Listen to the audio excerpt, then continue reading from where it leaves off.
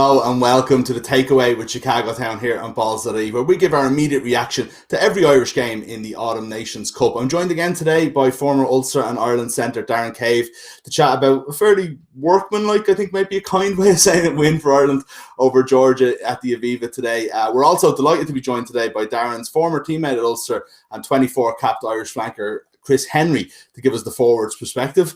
How you doing, lads? Of course, this is the Takeaway with Chicago Town, so we got ourselves some Chicago Town pizza for the match. This week, I went for the tried and trusted, the tomato stuffed crust takeaway. But Darren, you went for something a little bit different today, the brand new cheesy stuffed crust takeaway. Some good pizza, Darren, if not quite a good game. Yeah, I was on the cheese stuffed crust, as you said, Mick, and I was absolutely delighted to have something to do during that game because it wasn't pretty. So thankfully, the pizza was good. No, absolutely not. We'll dig into the game anyway as we dug into the pizza a little bit earlier on. The big question that we're asking the audience today, if you want to get your comments in, we'd love to hear from you throughout the show. We're asking you what fringe players put up their hands for selection for next week over the course of the game. It looked a lot more like it was going to be a lot more of them by half time, but maybe at full time a little bit less. Do get involved in your comments for anything else that you want to talk about as well.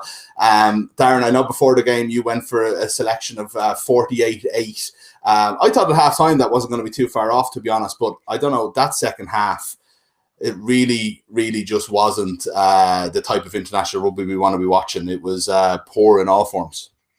No, and as you say, when Keenan went over, and then a couple of minutes later, it looked like McCluskey had gone over. I think Burns would have had a conversion to make it 27-10 at that time, it wouldn't have been, or 27-7 maybe, actually. And I was thinking, obviously the prediction wasn't going to be exact because of the 8, but I was thinking this is going to be close.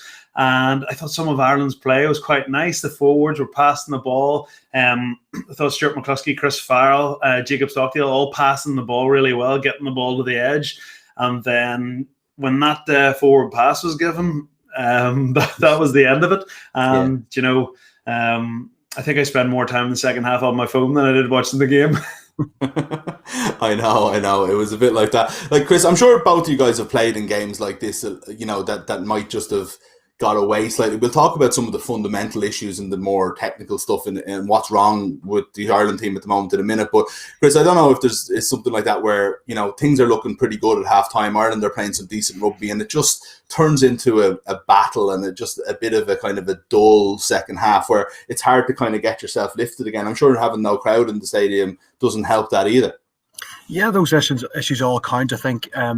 The referee played his part, the injuries played its part, and the changes, I guess, just really disappointing, as you've mentioned, because it was certainly there for the taking. I think ruthless is a word that Ireland always use, and maybe in the past they would have been more ruthless. I think we were held up maybe 4 or 5 times. So obviously, if you execute and you score a few of those tries that were held up over the line, that scoreline changes an awful lot. But the other side we're probably forgetting is Georgia.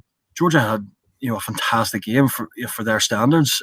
They really were up for it. Their physicality, they were dominant in their collisions, and that's probably the biggest thing for me. Was just Ireland's power game and the ability to keep possession was just off the money from what they're used to. So I think we're missing a few really key, opportunities where we kicked the ball away too easily, and we could have probably kept the ball in the right areas of the park. Yeah, do you think there's we should talk about Georgia actually in a couple of minutes because they were very impressive for them. But I suppose from Ireland's point of view, you're talking about, playing at a team that definitely at a lower level that aren't playing Pro 14 European Champions Cup rugby. And it's like they just found it very hard to break them down. And I don't know, it just seemed to me like we were going through the motions a little bit in the second half. You guys are professionals. You understand what's actually going on in pitch a lot more than I do. Is that an unfair thing to say that they were going through the motions a little bit? Well, I think, yeah, I mean, I don't think it's from lack of effort. As I said, I think that there was an injury to one of the Georgian players, which took up a lot of time. The referee, I think, was very trigger happy in a few penalties, which I think were, some of them were and maybe in another game you could have let them flow a bit more. You're taking your Billy Burns off, and then Byrne getting in, and it just maybe that just took a wee while for him to settle in again. So there's lots of reasons, but a few of the Georgians players, as I said, were outstanding, and the collisions they made and their ability to fight for every inch and hold Ireland up, especially in that second half. That forward pass, it's really, really fine margins. But I'd say Farah will be disappointed. I think today was about finding out are any fringe players, were they going to step up? And for me, unfortunately, because of the nature of the team they were playing, it was going to be really difficult for any player. They were going to have an unbelievable game, just because ultimately, if they played man of the match, well, you were playing Georgia, so it was always going to be tough for anyone to really put their hand up. Yeah, Darren, we were talking earlier about Georgia and how they. It felt to me like they were, the closer the game got and the more Ireland weren't having success. I think Ireland went 25 minutes without scoring at one stage in between the first half and the second half, and then obviously the rest of the game again after that even. So what they really, really held Ireland up, but they seemed to be getting more and more up for it every time, and they were celebrating penalties and turnovers and everything. That isn't the easiest thing to play against the world leader, without making excuses for Ireland or anything like that. This is a proud team who were, really stepping up when they saw the opportunity there. Yeah, and I think there's a couple of things in that. I really agree with Chris's point about the flow to the game. Ireland would have wanted loads of flow. I mentioned the couple of passages of play before half-time. That's what they wanted. And the second half was the opposite. It was sort of a bit of messing around at the scrum, Reynal on the whistle, an awful lot. And just no flow, very, very stop-start. And that is what Georgia wanted. That is what Ireland didn't want. And the longer Georgia sort of hung around, I do think if Ireland had got a score, they might have pulled away like we've seen before. But I mean, to continue on from where we've been the last couple of weeks, it does look like that Ireland team is just not. I think, Mick, we were speaking about it in the Wales game, and you just felt like that an Ireland team 5 years ago or 3 years ago would have kicked on and scored more points against Wales. And I feel like that in that game. I think Georgia were great and really disrupted Ireland. But, Ireland used to be a relentless machine that used to go try. But to think, not that it matters, but to think that you haven't even got a bonus point against Georgia, not to belittle how well they did, it is an underwhelming performance. Yeah, two Ulstermen obviously heavily involved in Georgia as well, Neil Doak and David Humphreys there. So good to see them actually, competing as well. And, there's obviously another conversation for another day about where their place is in European rugby. But just on some more stuff with Ireland, Chris, when I knew you were coming on, I was actually eager to talk to you even about last week and the back row and the interesting selection, kind of without picking a kind of a dedicated number 7 against England, and how that ended up working out. It's something that's been on my mind since the team was named, even for that match. But in terms of today, how did you think that the back row kind of did? It was I suppose, a more traditional layout to the back row, but they didn't seem to really put down their marker on the game. Yeah, no, to be honest, I'm very disappointed that Tadhg Beirne was taken off so early. I really like the fact that Henderson and James Ryan have to be the second rows moving forward for Ireland. And for me, James Ryan has just been his leadership, and then he's just made to be Irish captain. So it's great to see that. So all of a sudden, you've got a 6 position. I think Ciaran Doris has been incredible. I think he was really missed today. But Tadhg Beirne does bring a bit more to the line out. Obviously, we know about his jackling ability. So I would have liked to have seen him ideally stayed on a bit more to see if he really could have imposed himself. You look at what Itoje can do when he has to be put into 6 for England, and maybe that could have been an answer for Ireland moving forward. And that was slightly disappointing. But for me, back row, I'm a massive Connors fan. I love him because he's not. I've never actually met him face to face, but it doesn't seem to appear to be like a massive guy, and it shows that there's room for smaller men. It's still in the back row at number 7, so I'm biased in that regards. His chop tackle ability and his work rates, and he kind of guy that he'll perform the same way as he does on the 79th minute as he did in the first, and I think that's important for an open side. So for me, I think next week, although Pete, yes, he did a job at 7, and his line-out ability, obviously, the line-out is a massive part of Test rugby. Last week against England, the line-out was a complete mess, as we know. So that's something we need to fix when we play the bigger teams. It's just trying to get the balance. And I think Tagburn probably didn't do enough to justify having they put him at 6, although it would be great to see that evolving and moving forward. And we also forget that Ian Henderson has played an awful lot at 6 too. So maybe depending on who we play, that could be another option to bulk up the back row. But Stander for me obviously has to start, and Keelan Doris has just been a revelation and great to see. So I think he was missed. We kicked the ball away, I think, really just too early. And for me, I would have liked to see more phases going back to today. And that's where Doris, I think, would have stepped up the plate and been another viable option for them. Yeah, absolutely. Can I just ask you about Connors? It's funny, as someone that's been watching him, like, again, without the expert view, he just seems like he's everywhere, like the way a number 7 should be. And to me, like almost like a pure number 7 in a way that we haven't really had in a while. As someone that obviously, an expert on that position, that I'm not, is there something I'm kind of missing with him that he's not quite doing yet, that he still needs to develop into his game? I think as time gets on, he will just get better and better. He's still very young, and so is Josh van der Flier. I'm a massive fan of Josh van der Flier too. So it's one of the centres and back rowers at the moment. It's ridiculous that who we can choose from, and then you throw in Dan Levy, who's still obviously coming back too. So for me, throw these young kids in as quickly as possible. I think Connors will get better defensively. I actually thought he missed a tackle, but I realised it was Tagburn. I haven't seen him miss a tackle, and that's you need such reliability for your 7, and he's everywhere.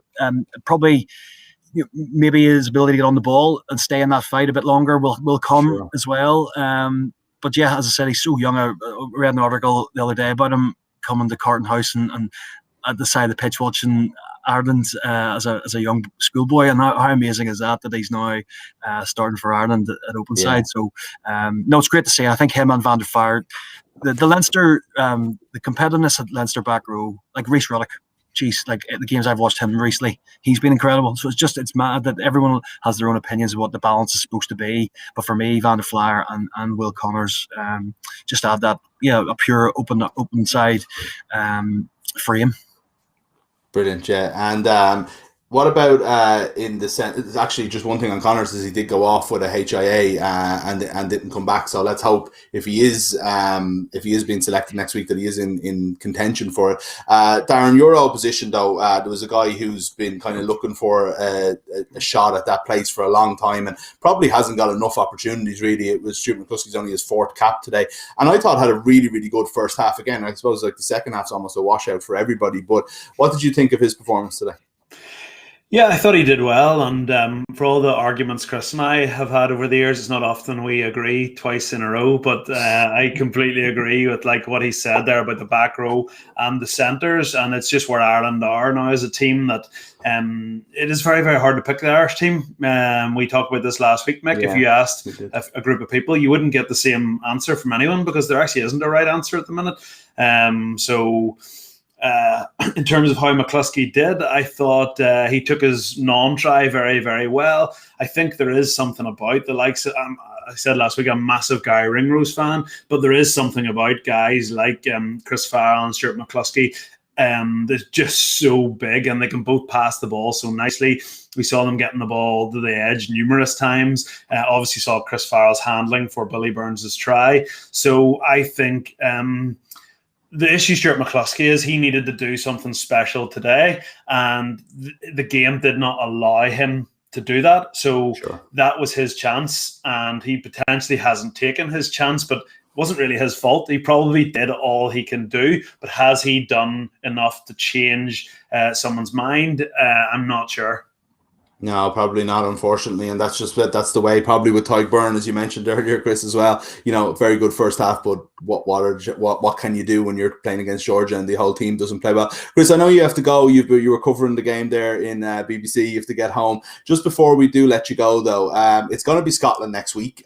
This tournament is, it's obviously a bit of an experiment and an adaptation, I suppose, given the circumstances we're in. But it is another international for Ireland, and it's probably against a team probably more on our level. If England are out of our league and Georgia are, below our league a little bit, Scotland is actually going to be a real test, and is probably how we'll know where we are heading into, going back to the club season and going into the Six Nations next spring. Yeah, completely agree. I think this will be third, fourth playoff, and I think that's exactly where we, as an Irish team, deserve to be. It's going to be a big test. I think that once you throw in James Lowe, you probably throw back in Robbie Henshaw. Cian Healy starts. I think Rob Herring. I think the set piece next week, as we have talked about, as I mentioned already from last week, I think Rob Herring has to start. I think at the moment, I think he's the form hooker. I just think that Ireland will be enough to Sexton. Obviously, if he's back, I think we will do enough next week. But it is going to be a big challenge. The beautiful thing is this Irish team. They know that it's an evolving team, new coaches. Would this be acceptable if Joe was still there? No, we haven't been ruthless enough. We haven't done enough. It's been we made the best of a situation of the year it's in with this tournament. But next week's a real opportunity to play with a really, really good quality team, and hopefully Ireland, as I said, this will be a big step to moving forward and leading into Six Nations, that they can hopefully put in a great win next week. Hopefully. Chris, thanks so much for joining us today. Really appreciate it. My pleasure. Thanks, guys. I'm starving. I always talk of pizza. I'm definitely going to have to order myself and go home and get pizza now. So, absolutely. Go and get yourself a Chicago town. You missed out. Can't wait. You missed out by having to cover in the game when me and Darren were stuffing our faces. But we'll let you go. Darren, I was just saying, I was just thinking there, before the game, we actually put up a poll on Instagram asking who was going to win, and I was saying to Shane, sure, that's a ridiculous thing to put up, but I say 89% of people said we were going to win the game, but then I realised, actually, that's less than what we had against when 90% of people said we were going to beat England last week. So one, it makes me question our readers, but also I do think that maybe there is that England game, I think, knocked the stuffing out of rugby fans a little bit and kind of made us realise, as we talked about afterwards, where we are. And I think today is only going to reinforce that a little bit. And suddenly we're kind of thinking, like, there just doesn't seem to be that much excitement and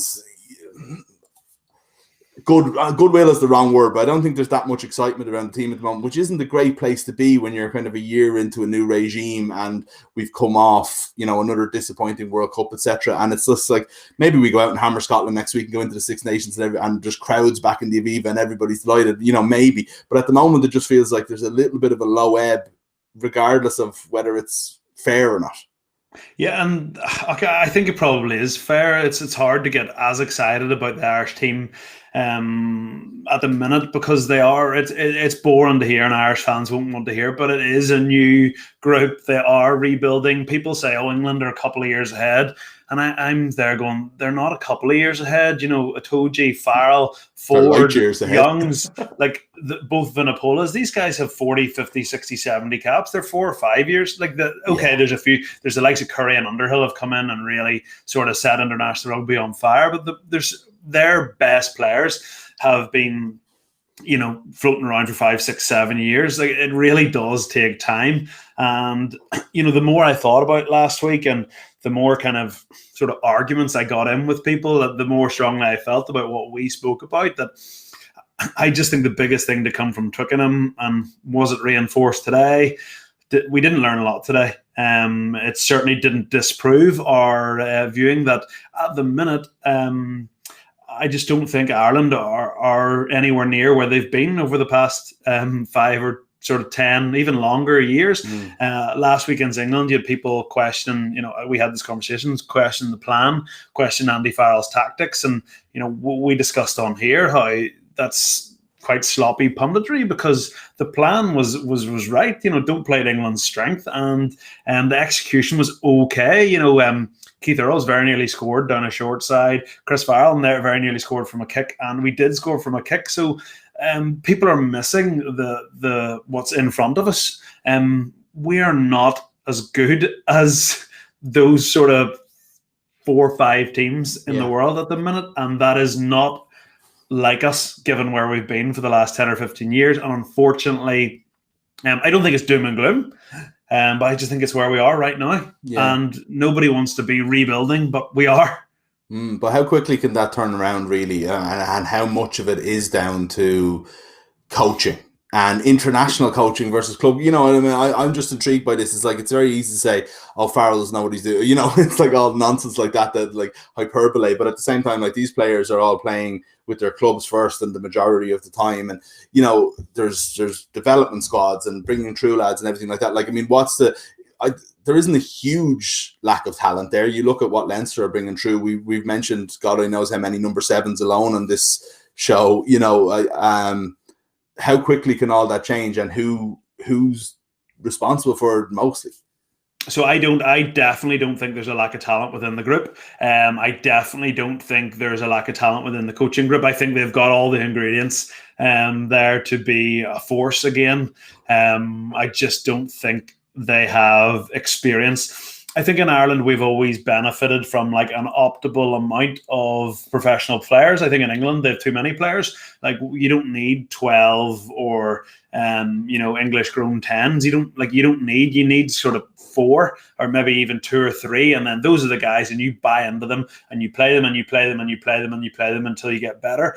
The good thing about this Irish team is at the minute is we have a phenomenal amount of players. Again, to repeat what we went through last week.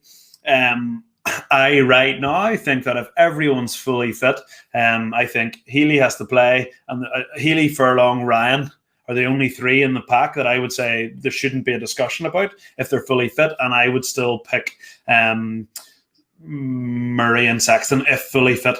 Outside of that, I think there's conversations to be had. Is Stockdale on the wing? You know, is it a Gary Ringrose fan? Chris Farrell's play well. The back row will be here all day, and that is a good thing.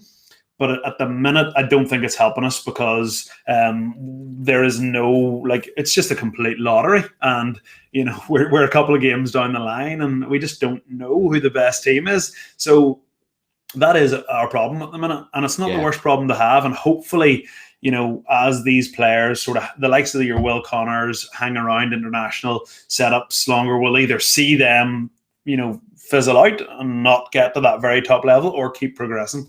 Yeah, I suppose it's just a pity that we're waiting for this when you felt like this was a great opportunity with the 2 Six Nations games and then the 4 Autumn Nations Cup. That's World Cup level of games that you don't get any other time. We're talking like 6 matches over the course of a month, and it's just a pity that we seem to be stagnant at best, I guess. John Keane is on Facebook saying that we beat Georgian, nothing to write home about. I think that's kind of what we're saying, John, to be honest. Yeah. I don't think anybody's writing home about that match. We were worried about being too negative, so I'm not sure not sure John's been listening to us, but I can't blame him, to be honest, Mick. Although the one great thing about the match was I thought we'll struggle to make this show more boring than the game. So this has been the most exciting part of the day for a couple of hundred people or however many people have logged in. Absolutely, yeah. So I'm actually, but before we I want to talk a little bit about the Scotland game, and I suppose one selection is an issue, but I skipped over him earlier by accident, but I thought Jacob Stockdale today showed enough to remind everybody what it is that he brings to the table. You know, I think his 2 passes, one for the try that was allowed, the other one that was unfortunately forward, off either side. You know, and just his general play and the fact that he had that ability to take on and beat a man, to kick it through. He just, when he has the ball in his hand, is just such a dangerous player. And I think it just reminded everybody a little bit today, but obviously he's still not tested in the thing that we're all worried about in terms of his form, which is him playing full back and him coming to collect the ball. I know he made one mistake in the second half. Yeah, and I to sort of honesty call, I have been reasonably anti the whole Stockdale at 15 thing. And when I've seen Leinster play, I've been really impressed with Keenan when he's played fullback. So the last sort of month, I've thought the whole thing was really, really strange. I haven't understood why Jacob Stockdale hasn't been playing on the left wing, where at one stage he was world class when he was had full confidence. Today, I maybe changed my tune slightly in that those 2 passes, I was looking at those 2 passes. So before, I just saw Jacob Stockdale as a guy, chuck the ball to him and he will just beat players. But he's not necessarily going to be like super creative for those outside him. He's not going to bring out the best in his wingers. Of course he's not, because he's just going to try and beat people one-on-one. If he gets the 2v2, he's just going to try and skin his opposite number. He'll want the winger to stay on the winger, and he'll try and, for him, it's about trying to get a one-on-one and beating it. That's the first time I've ever looked at him and thought, well, that those two passes, albeit both very flat, both forward, doesn't matter. I looked and I thought that there's a guy who in the middle of the park is getting the ball to the edge really, really effectively and creating something for other players without tucking the ball under his arm. And that's the first time I think I've seen that from him. We know he's going to beat players and we know he's got a good left peg. I've never doubted that. It's that ability to actually create space for somebody else without tucking it. Yeah, and I suppose that's what Ireland have been missing for a long time. With now, like Rob Garney, probably Ireland's best fullback of all time, and no disputing it. But what we like having that, there's nothing like the playmaker of what a fullback becomes when they're on song like that, and they can go either side. And I suppose Jordan Armour looks like someone who could develop into that, but he's going to be out for a while. So hopefully, maybe it is worth persisting with the Stockdale thing. Hopefully, anyway. One last question then before we look on to Scotland. Nevin O'Shaughnessy, why do we keep kicking good possession away and have zero offloading game, especially against poorer teams? I don't know, Nevin. There was one stat came up during the game about offloads, and I can't remember what it was, but it was essentially, I think we'd had 2, and Georgia had 5 or 6, and we'd made 480 yards, and they'd made 100. And I did think to myself, isn't that strange that we? I think there is a lot of kicking in international rugby. I think there needs to be. It's very, very tight and good attacking kicks, which Ross Byrne and Billy Burns are both normally very good at. What I did think was really strange today was when Ireland had the left-hand scrum on the 22 and Ross Byrne put that chip through, and the only person that chased it was Will Connors, who was in front of him because it had come from a scrum. And I think actually the Georgian fullback caught the ball, marked it, and I actually looked at my 15-month-old daughter, who looked at me as if to say, "What has he done?" I just thought that is so un-Irish. That is so, like, we associate Ireland and Leinster in particular being so well prepared and execution magnificent. And I just thought, I played the game a long, long time, and I saw a lot of things, and I just looked and thought,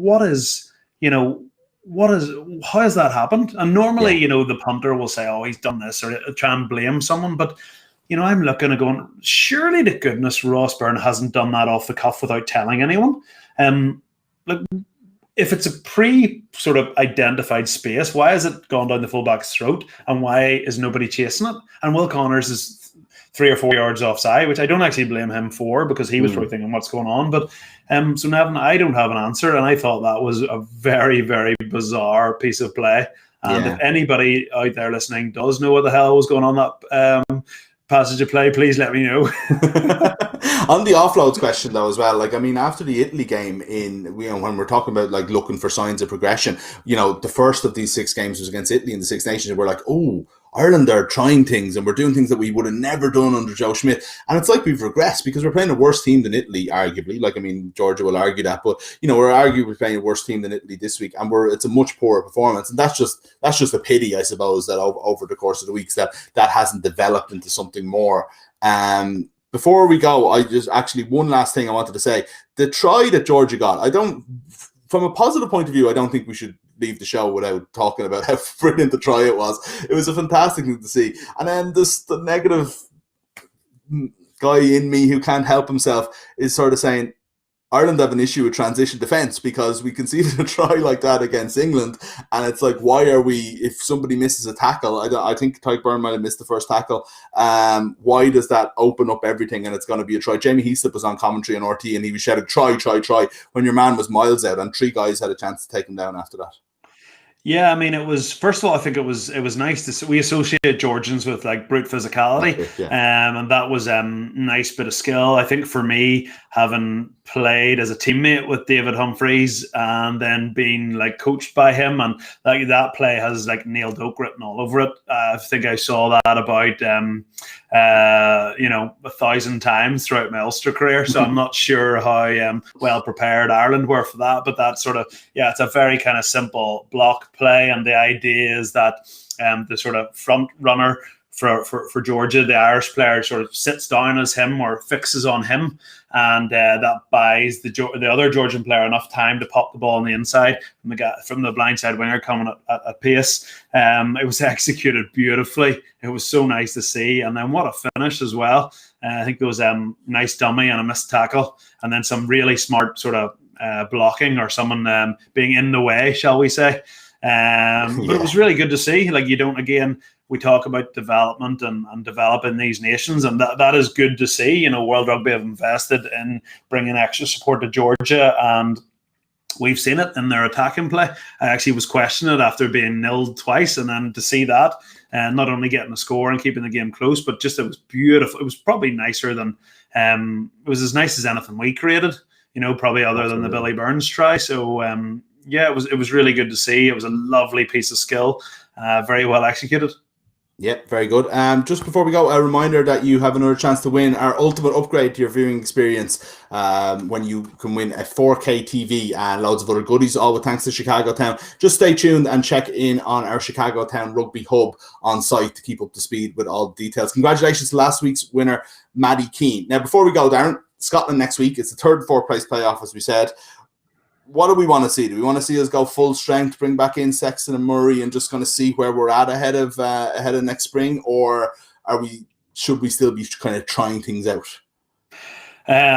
Flip, I'm glad it's not my job to decide that. I would imagine a little bit of both. I think at the minute, Ross Byrne is probably victim of being selected in a bad game to be selected in, and Billy Burns has probably slipped ahead of him. It's tough to know. Ireland could do with a nice win, so you really don't want to mess around with that. Equally, you know that Johnny Sexton is the best Irish 10, so would it be nice to see Billy Burns play in a bigger game? My gut tells me we'll see full strength, if not very, very close to full strength. I think that would be the right decision, and then he's got to start trying to figure out how he's going to fill in those other gaps. Yeah, well, it'll be interesting to see how it goes when the team is named, probably on Wednesday, and we'll be back afterwards to talk about it again. Before we go, though, we talked about our pizza choices earlier. Shane, very good to put it up on the Balls Instagram to see who the official winner was, and yeah, Darren wins that one too. 61% going for the cheesy stuffed crust takeaway. 61 probably about the score that Ireland that we thought Ireland were going to score today, but it wasn't to be in the end, unfortunately. Thanks a million for joining us, Darren. We'll be back with you next Saturday. That's it from us on the takeaway with Chicago Town this week. Thanks very much again to Darren and to Chris for joining us. We'll be back next Saturday for our last show, live reaction to Ireland and Scotland. We'll talk to you then. Don't forget to get your pizza in for the game.